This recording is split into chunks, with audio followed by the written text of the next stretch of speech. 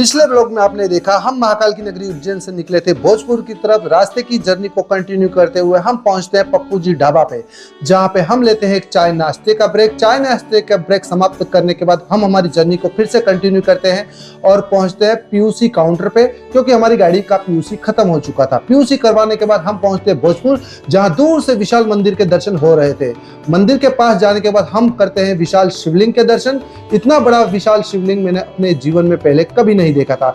यह मंदिर राजा भोज ने 11वीं शताब्दी के आसपास बनवाया था। मंदिर दर्शन के बाद हम लेते हैं गन्ना जूस का मजा। गन्ना जूस पीने के बाद हम हमारी जर्नी को कंटिन्यू करते हुए जाते हैं भीमबेटका की तरफ। भीमबेटका जाने से पहले हमारा ट्रेन रास्ता रोक लेती है। ट्रेन जाने के बाद हम पहुंचते हैं टोल नाके पे, जहां पे हमारा कटता है टिकट पूरी गाड़ी समेत 150 रुपीज का, और हम पहुंचते हैं फिर पार्किंग में। गाड़ी को पार्किंग में लगाने के बाद हम चले जाते हैं भीमबेटका की तरफ। यहीं से हमारे ब्लॉग की समाप्ति हुई थी। अब देखिए आगे। तो यहाँ पे क्या खास है वो जाके देखेंगे और उसके बारे में बात भी करेंगे। तो चलिए अंदर चलते हैं। टिकट वगैरह अपन ने पहले से ही ले ली है। प्रवेश।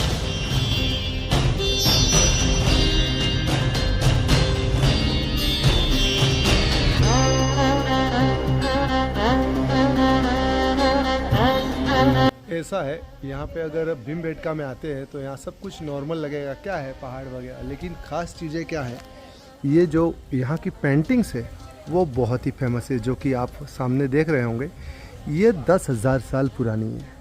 इसी को देखने लोग यहाँ पे आते हैं। ऐसी ऐसी कई पेंटिंग्स हैं, वहाँ पे भी है। अभी हम अंदर भी जाने वाले हैं और यहाँ पे बताया गया सामने कि यहाँ पे जो है आदि मानव रहा करते थे। मतलब सतयुग, कलयुग, ये सारा तो ये सारे युग है, लेकिन आदि मानव युग जहाँ मानवता की शुरुआत हुई थी। तो चलिए जी, आगे जाके बहुत सी चीज़ें डिस्कस करते हैं। बाकी अभी हम गुफा के अंदर जा रहे हैं और क्या ही ठंडी हवा आ रही है, बहुत ही ब्यूटीफुल नेचुरल हवा। यहाँ पे कुछ और पेंटिंग्स है जो कि समय के साथ धुंधली पड़ चुकी है। यहाँ पे आपको दिख रहा होगा हाथ का पंजा, शेल चित्र। जूम करके बताता हूँ, ये हाथ का चित्र है।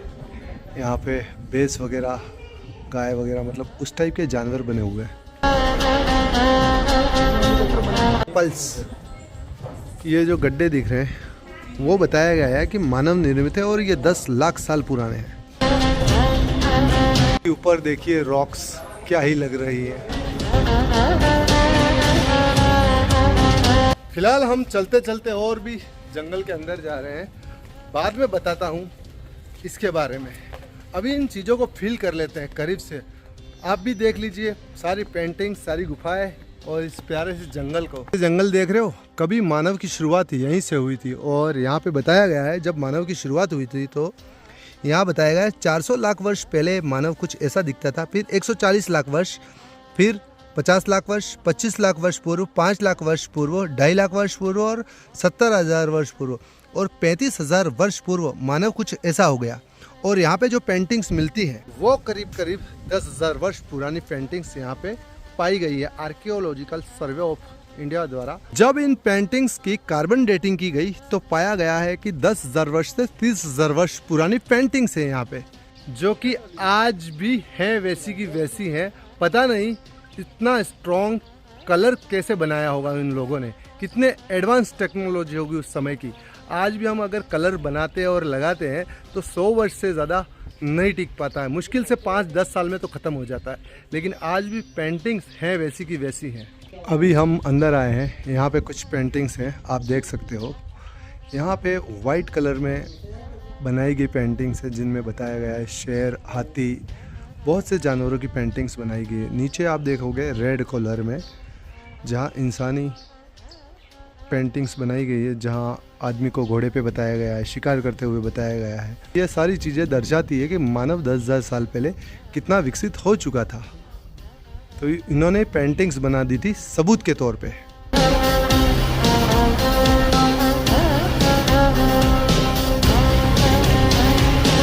भाई साहब, अभी मैं जिस जगह पे आया हूँ, व्यू तो देखो, गुफा देखो, क्या ही ठंडी हवा आ रही है अंदर से।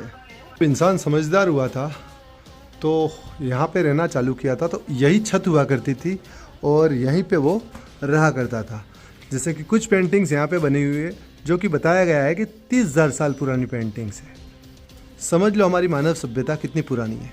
तो यहाँ नीचे थे, अभी ऊपर देखो वो रेड कलर में पेंटिंग, तब कलर का इजाद कर लिया था मानव ने और घोड़े पे शिकार करते हुए बताया गया है। मतलब तब तक मानव शिकार करना भी सीख चुका था, वो भी घोड़े पे। तो फिलहाल भीमबेटका रॉक्स पे यादों के लिए फोटोग्राफी हो जाए। यस,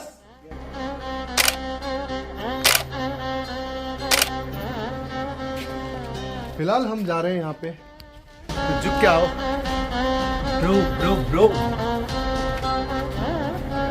हमारे सुनील जी पहले से आ गए। और भाई साहब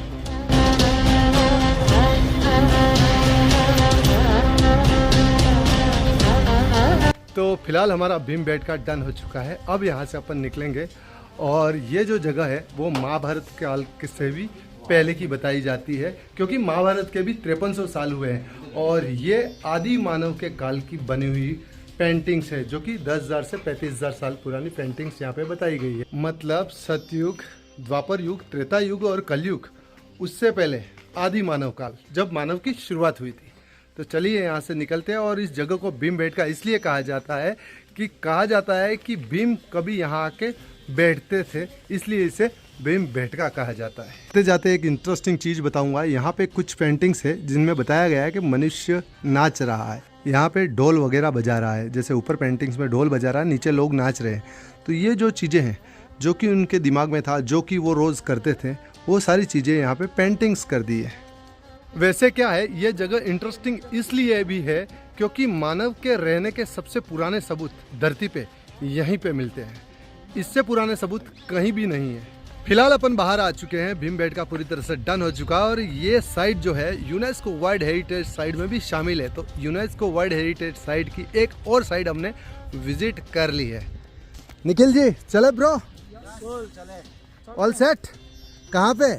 जबलपुर। लेकिन उससे पहले हमारा प्रीतु कुछ कह रहा है। खाना भूख लग रही है। भूख लग रही है, पेट में चूहे दौड़ रहे हैं। चलिए ब्रो, ब्रो चलिए गाड़ी में बैठते हैं, फिर खाना वाना सब खिलाते हैं आपको। तो चलिए जी, इस प्यारी सी खूबसूरत जगह को अलविदा कहते हैं और यहाँ से निकलते हैं अपन जबलपुर की तरफ। तो जर्नी की शुरुआत फिर से करते हैं महादेव के नाम से। तो हर हर महादेव महादेव महादेव सबके साथ है। बाकी जंगल अमेजिंग ब्यूटीफुल। शाम हो चुकी है और अभी टाइम हो रहा है 5:04।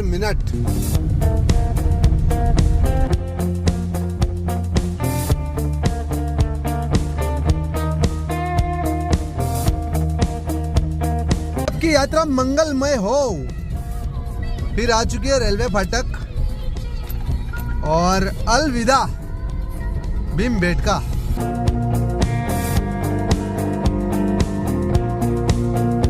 फिलहाल हमें वापस जाना है लेफ्ट टर्न भोपाल की तरफ, फिर वहां से सीधा निकलेंगे जबलपुर। फिलहाल हम हैं NH45 पे और यहाँ से हमें लेना लेफ्ट टर्न। और हमारे प्रीतु की इच्छा हुई है, क्या ब्रो? चाय पीनी है, गर्मा गर्म चाय पीनी है। सुस्ती आ चुकी है मेरे भाई को और चाय की नीड है, हमें भी ज़रूरत है चाय की। और यहाँ से ले लेते लेफ्ट टर्न और फर्स्ट कैंटीन जो भी आएगी अपन गर्मा गर्म चाय पी लेंगे। अच्छी होटल है ये। यहीं पिए क्या? नहीं, थोड़ा आगे आगे आगे।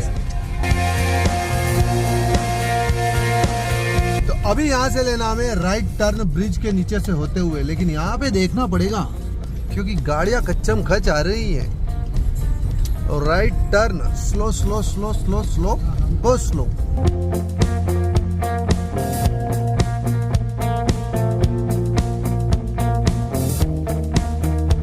भाई साहब रोड देख रहे हो? रोड के जंगल देखो साइड में, क्या ही व्यू है। और अभी तक हमारा टोटल किलोमीटर 493 किलोमीटर डन हो चुका है सुबह से लगा के, मतलब कल शाम से लगा के अभी तक 493 किलोमीटर डन हो चुका है और अभी तक हमारी जर्नी जारी है। यहाँ पे एक चीज का हमें ध्यान रखना है, यहाँ बहुत सारे कैटल्स है, गाय बहुत सारी है, तो उस चीज का हमें ध्यान रखना है और गाड़ी स्लो चलानी है। बाकी रोड एकदम मक्खन स्मूथ और व्यूज तो इतने प्यारे हैं क्योंकि जंगल ही जंगल आ रहा है, पूरा जंगल।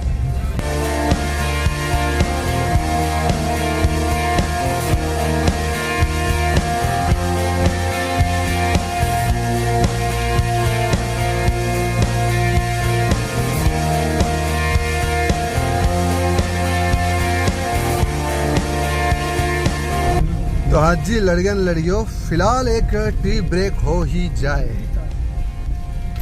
बहुत ही प्यारा होटल लग रहा है ब्रो, बहुत ही प्यारा, कुल्लर चाय। Looks like wow. तो फिलहाल एक ब्रेक लिया गया है, गर्मा गर्म चाय हो जाए फिर यहाँ से नॉन स्टॉप निकलते हैं और कुछ देर बाद सनसेट भी होने वाला है ब्रो। लड़कियां लड़कियों, फिलहाल हमारी गर्मा गर्म चाय आ चुकी है bro. Cheers Sunil ji, cheers and bro, cheers cheers. तो आज ही फिलहाल सनसेट पूरी तरह से हो चुका है, टी ब्रेक हमारा समाप्त हो चुका है। बाकी लोकेशन बड़ी प्यारी थी लेकिन चाय उतनी मस्त नहीं थी। अभी यहाँ से नॉन स्टॉप अपन निकलते हैं। चलिए जी यहाँ से निकलते हैं, इस प्यारी सी जगह को अलविदा कहते हैं और आगे की जर्नी को कंटिन्यू करते हैं। तो जर्नी की शुरुआत करते हैं महादेव के नाम से। तो हर हर महादेव। महादेव।